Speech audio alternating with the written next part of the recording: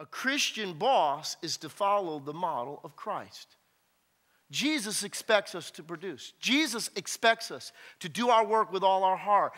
Because why? We don't have a God-given right to slack off. Because listen, the model for us as employers is to do what's right by people as God treats us. You think that God doesn't require things of us? Yes, he does. And he holds us accountable for them, does he not? But he's also compassionate and caring when we mess up.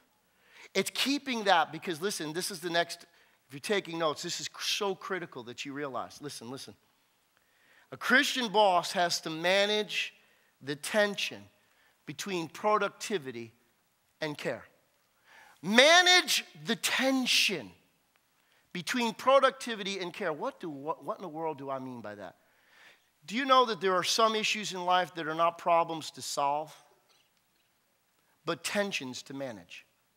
Because you have to stay between these two areas.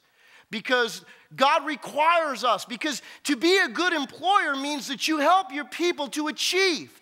Why? Because slacking off and not getting things done is not high on God's hit list. He doesn't think that's great. He doesn't celebrate that. The guy that took the one talent and did nothing with it, God had a problem with that.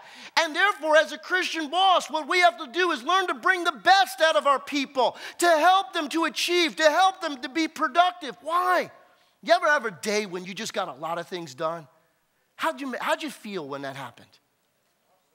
Don't you feel good?